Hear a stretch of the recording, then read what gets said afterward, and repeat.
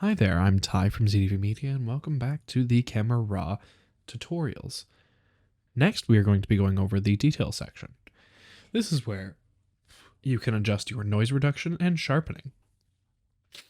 These are very minor things, but they can add a lot to an image. So, first things first, your sharpening tool. Now, when it comes to each of these sections, you want to make sure to press the arrow so you can see everything that happens. So first things first, we're going to add some sharpening. Now, you might not notice a whole lot, but it is definitely affecting the image. When you look very carefully, we will zoom in here. It's blurry right there. This is the original image, but when you sharpen it, everything becomes a lot clearer and it becomes very dynamic. But you don't want to add too much because then it makes it look gritty. But if you want the image to look gritty, then go ahead. However, once you add your sharpening, you can then adjust the radius. This will affect how much of the image it's going to sharpen. So, once you get to a certain point where you're happy with how much is being sharpened, you can go to the details. This will increase the specific details, the tiny little parts, in order to make the image look a little bit more detailed. Then, once you adjust those, you can do masking. Now, in order to see these filters to see specifically what's being masked out, or radius or detail, you hold Alt while adjusting your slider. So what masking will do is show you, it'll limit how much is being sharpened in order to sharpen the parts of the photo that you want to be sharpened, rather than sharpening the entire photo.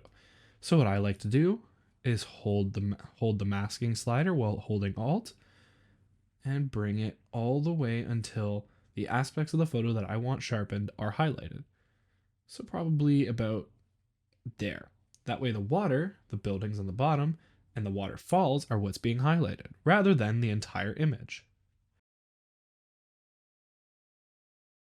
Now we can see a before and after. Doesn't look like much, but it definitely helps. If we zoom in, we can see a before and after even more.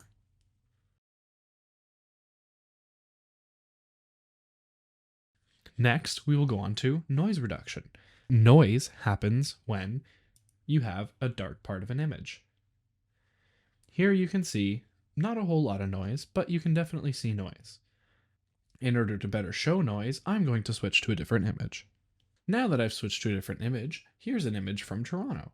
So, in this image you can see all of this grainy effect. So if I zoom in, all of this is noise. Now, it doesn't necessarily destroy your photo, but it doesn't make it look amazing all the time either. Sometimes people do like having noise, but personally, I like having a sharp, crisp image that looks consistent and smooth. With noise reduction, it will blur the noise so that it makes it smooth. However, this can sometimes be bad for your image because then everything kind of gets blurred together and it looks fuzzy. So, in order to fix something like that, you can increase the detail by holding Alt and dragging your slider and increase the contrast. That way it still separates everything from the image.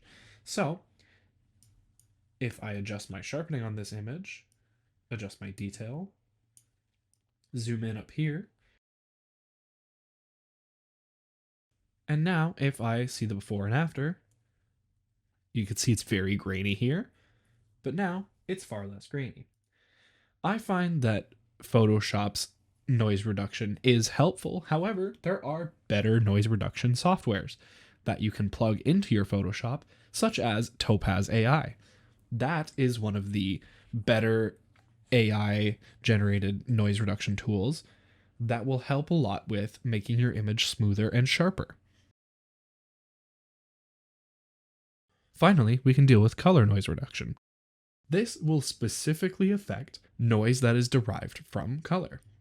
It's oftentimes hard to find where exactly that noise is happening, but when you remove all color noise reduction, you can see that the image has like a weird colory static.